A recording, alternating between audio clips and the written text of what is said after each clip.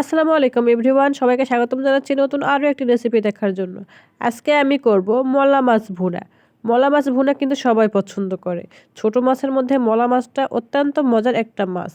মলা মাছের চচ্চড়ি বা মলা মাছের ভুনা ভীষণই মজার একটা রেসিপি হয়। যারা মলা মাছ খেতে পছন্দ করেন তাদের অবশ্যই ভালো লাগবে আমার আজকের রেসিপি।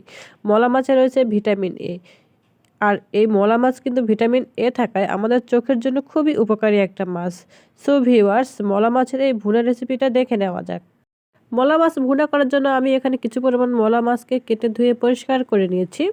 তারপর আমি একটা প্যানে তেল দিয়ে দিব। তেলটা যখন গরম হয়ে আসবে তখন দিয়ে দিব পেঁয়াজ কুচি। পেঁয়াজ কুচি দিয়ে পেঁয়াজটাকে খুব ভালো করে একটু কিছুক্ষণের জন্য ভেজে নেব। প্রায় 1 মিনিটের জন্য ভেজে নিয়েছি। তারপরে দিয়ে দিব টমেটো কুচি। টমেটো দিয়ে টমেটো এবং পেঁয়াজটাকে খুব ভালো করে ভেজে নিব এবং পেঁয়াজ ও টমেটো যাতে তাড়াতাড়ি গলে আসে এজন্য দিয়েছি পরিমাণ মতো লবণ।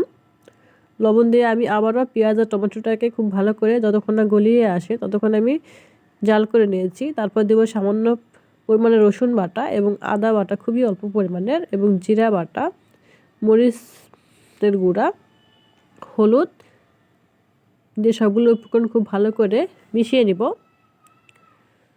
খুব ভালো করে মেশানো হয়ে গেলে দিয়ে দেব কিছু অল্প পরিমাণের পানি।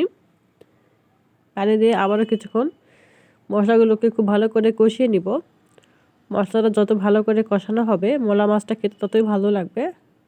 মশলাটা কষানো হয়ে গেলে তেলটা উপরে আসবে, তখন আমি আগে থেকে যে পরিষ্কার করে নিয়েছিলাম মলা মাছ, সেই মলা মাছগুলোকে দিয়ে দিব।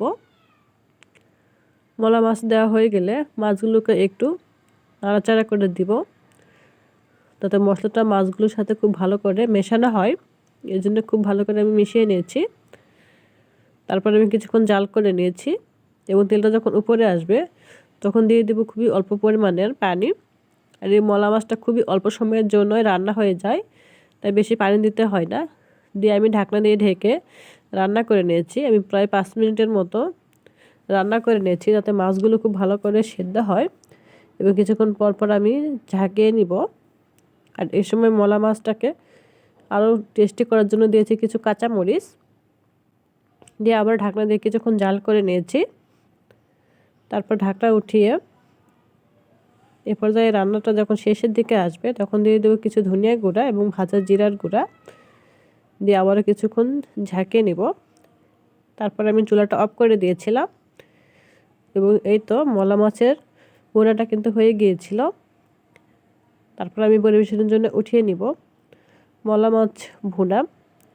এইভাবে মলা মাছ ভুনা করলে 1 প্লেট ভাত অনায়াসে খেয়ে নেওয়া যায়। ভীষণই মজার হয়। দেখতেই পাচ্ছেন কতটা লোভনীয় হয়েছে এই মলা মাছের ভুনা তরকারিটা। যারা মলা মাছের ভুনা খেতে পছন্দ করেন তাদের অবশ্যই ভালো লাগবে আমার আজকের রেসিপিটি। আমার রেসিপিটি কেমন হয়েছে অবশ্যই কমেন্ট করে বলবেন। আর আমার রেসিপিটা যদি ভালো লেগে থাকে তাহলে অবশ্যই আমার চ্যানেলটাকে সাবস্ক্রাইব করবেন এবং পাশে থাকা বেল আইকনটি বাজিয়ে দিবেন, এবং আমার চ্যানেলের সম্পূর্ণ ভিডিও সবার আগে দেখার জন্য অবশ্যই বেল আইকনটি বাজিয়ে রাখবেন। Thank you watching my video.